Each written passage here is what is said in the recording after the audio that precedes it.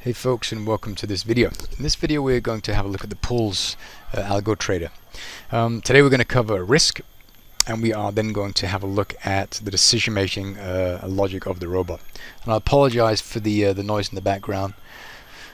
The jungles in Bali are populated with lots of different kinds of animals, and so yeah, that's what you can hear. You might hear some chickens in the back. I've got a couple of cats here on the table.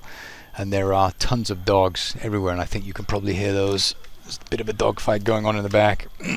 Actually, the other day in kindergarten, they have a reptile education for the children because there are tons of different snakes and lizards and things and other goodies here. And so it was I think on Friday of last week or Thursday of last week, they had a gentleman come to visit. Ron Lilly is his name, and he came here and he brought a bunch of different snakes to the kindergarten so the kids could meet. There was an articulated python, there were a couple of wolf snakes, and it was just to introduce the kids to snakes and kind of show them what snakes look like, also encourage them not to be scared, but also teach them how to act around snakes. And it was very, very interesting. And so I had the pleasure of holding this incredibly beautiful python, whose name was Sari, which is a pretty common name for a girl here. And so it was Sari, the girl python. She was very, very beautiful. She was 4 years old, and she was hanging on my arm. I posted that picture actually in the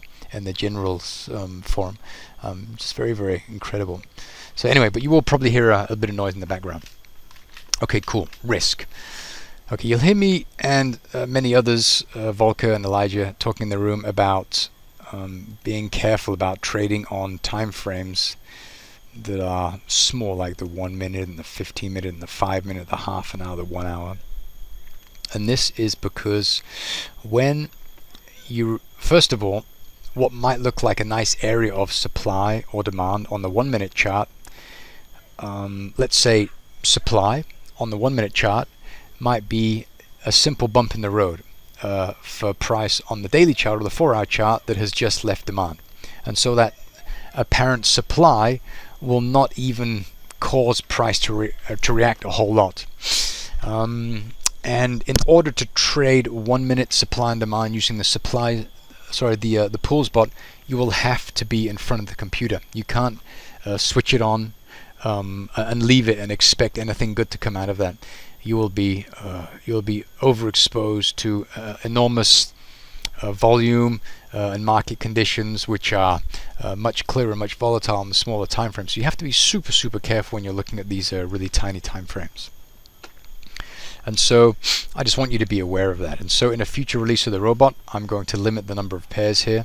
I'm going to limit the exposure to currency, so I'm going to maybe reduce this to maybe 6, or maybe reduce max positions per pair to 2, and max positions per currency to either 4 or 6, just to help reduce the amount of risk that that your accounts are going to be exposed to. Okay, good. So if we have a look at this, and we put this trade, I'm just going to click this on. I'm going to let it open a bunch of trades. So I'm going to flick the robot on, and we'll see it's going to start opening positions. And then we'll have a look at these trades. Okay, it looks like it's done. Super. So if we have a look at this, I mean the robot, let's look at the configuration. There's a value here called stop multiply. And so we have, sorry, I have my little boy here and he's speaking to me at the same time I'm doing this. So we have a stop multiplier, which is 5. And what does that mean? Well, that means that it's looking at this time frame, it's looking at the volatility, the average volatility on this time frame, and it's multiplying that by 5. And so let's say that the volatility on the 4 hour chart for the dollar Japanese yen is 20.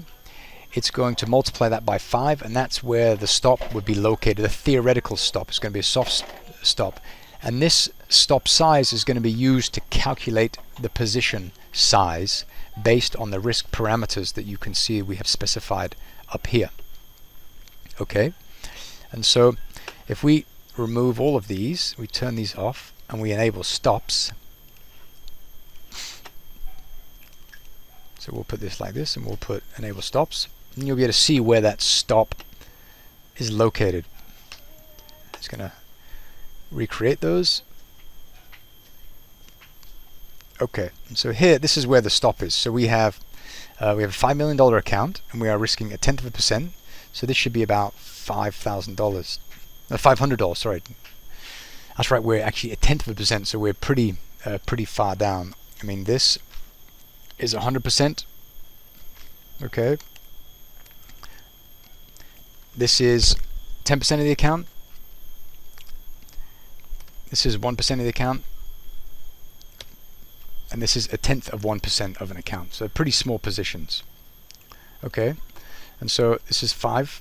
This is going to be $500, and here we have our targets up here. And so price is allowed to move all the way down here.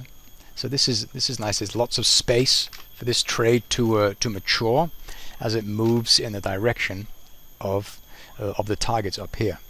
Okay, so that's what the stop multiplier is used for. So the bigger the stop multiplier, the more air the position will have to mature. So price will be able to come down here, sit around in here a little while, accumulate for a little while, and then release and move in the direction of the trade itself.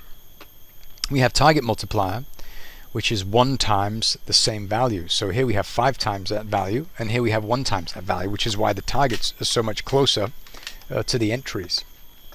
And so if you reduce this to 1, it means that the stop loss, the position size, the stop loss will be much smaller, which means that there will be a smaller pip risk. So if we want to risk 0.1%, well, then the volume is going to increase. It's going to be much bigger. And if I just show you what that looks like, just to show you how it affects the configuration and the results. So if we see, okay, we're going to put this on 2. I'll put this on 2 as well. Then these are going to be located in similar areas, but the position size is going to be much bigger. The risk is going to be the same. See, we have about $500 still, but the position size is much bigger. So now we're up to, instead of a fraction of a lot, now we're up to 1 lot per trade. So here we have 123.03 lots for this batch of trades. Okay, so the stop gets closer to the entry. As a result, the position size grows. And so essentially, I mean, ideally we want to trade high volume, because this enables us to earn more profits with less price movement in the market.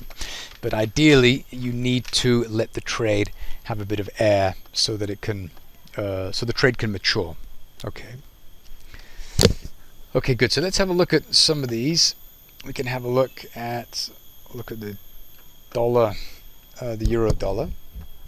So the euro dollar is looking to sell all the way up here. So it found, see, this one has been violated. It's a dotted line. This is a dotted line. This is the only one that is unviolated. So it's going to start selling in and around this area of 4-hour supply. The stops are located just up here. Okay. Let's have a look at the Aussie American dollar. And here we have the same thing. We have a dotted, this is dotted, and so it's cascading these orders in and around this little release point here. We have a box here, but the configuration option, the configuration settings for the indicator and the robot are not identical, I can see. And so this is kind of, I mean, price formed this top, it pulled back, and then it left. This is kind of the beginning of the sell zone, which is the highs of this pullback. So this is a pretty decent area to begin to sell. Okay, and so it's looking for this. Let's go to the euro pound, see what it's doing there. Let's zoom out, and you can see it's found this lovely area. This is a really nice area.